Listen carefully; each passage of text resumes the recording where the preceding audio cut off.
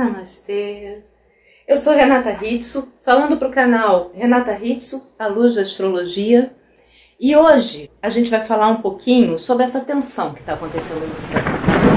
Esses aspectos de Júpiter e Saturno em conjunção, em quadratura com Urano. O que é isso? Essa conjunção que foi tão falada mesmo antes de acontecer.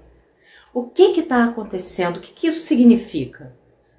Bom, para a gente entender isso, a gente vai precisar entender um pouquinho de astrologuês. Mas calma, é astrologuês nível básico. É que a astrologia é uma linguagem simbólica. A astrologia se utiliza da simbologia dos mitos da antiguidade clássica, que na época foram utilizados para transmitir conhecimento. Era uma época em que a escrita não era acessível a toda a população. Então, como se transmitia conhecimento? Oralmente, através de histórias. Essas histórias também foram a religião desses povos antigos durante muito tempo. E foram contadas e recontadas através de milênios, passando pela mente consciente e inconsciente da humanidade.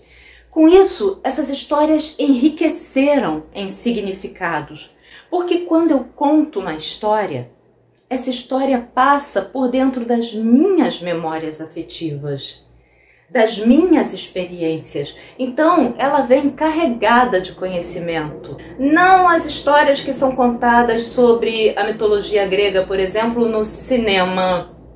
Esses filmes que a gente pode chamar de enlatados. Esses filmes são historinhas inspiradas na mitologia. As histórias de Hesíodo, Homero, enfim, elas são bem diferentes. Mas o que é símbolo? Símbolo vem da palavra símbolon. Símbolo era uma espécie de tijolo da antiguidade, não um tijolo como a gente conhece hoje, que é um pouco mais frágil, era um tijolo mais compacto, que quando ele era quebrado, ele não se esfarelava. E se você pegasse os dois pedaços e encaixasse outra vez, ele se encaixava perfeitamente. Então, o símbolon era utilizado para selar um acordo. Então, quando duas pessoas precisavam selar um acordo, elas quebravam o símbolon, uma ficava com uma parte e a outra parte ficava com a outra pessoa. E se fosse necessário provar que aquela pessoa tinha um acordo com a outra, juntava-se os dois pedaços do símbolon para provar.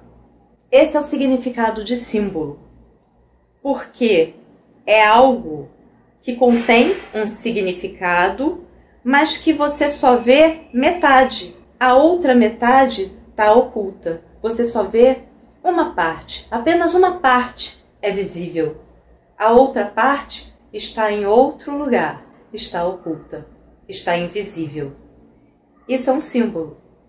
Quando a gente faz o símbolo de Saturno, o símbolo de Júpiter, e o significado é o que está oculto.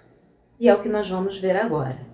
Para isso, nós vamos buscar lá na mitologia grega as histórias antigas, tão ricas de significado, para explicar um pouquinho, para a gente entender melhor a origem desses símbolos e como eles nos afetam.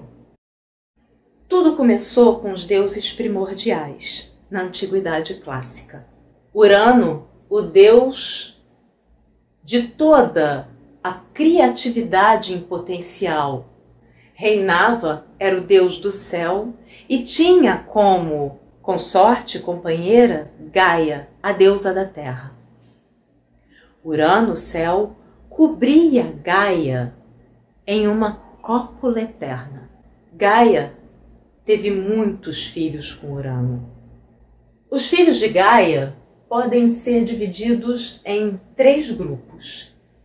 Os titãs e as titânias, deuses belos e poderosos, que deram origem a todas as histórias da tragédia grega, entre eles Mnemosine, a deusa da memória universal, Tétis, a alma feminina do mar, Oceano, a alma masculina do mar, Temis, a deusa da justiça, do equilíbrio, do universo, entre tantos outros, que eu não vou ficar citando aqui para não alongar tanto. O que nos importa aqui, Urano, Gaia, lembrem desse nome, Mnemosine, a deusa da memória universal. Ela vai ser mais importante lá na frente. E o outro grupo de filhos, os Cíclopes, eram gigantes de um olho só, tristes. Eles não nasceram imortais e nasceram sabendo o dia da sua morte.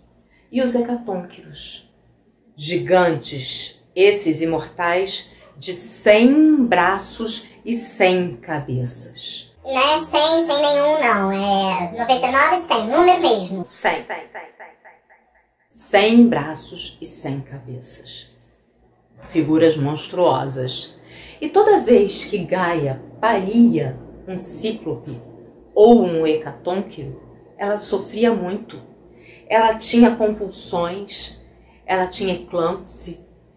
E depois ela sofria mais, porque Urano, quando via aqueles filhos monstruosos, ele rejeitava e ele empurrava para as profundezas de Gaia novamente. E Gaia ficou muito sentida com Urano por causa disso e os dois começaram a se desentender, céu e terra.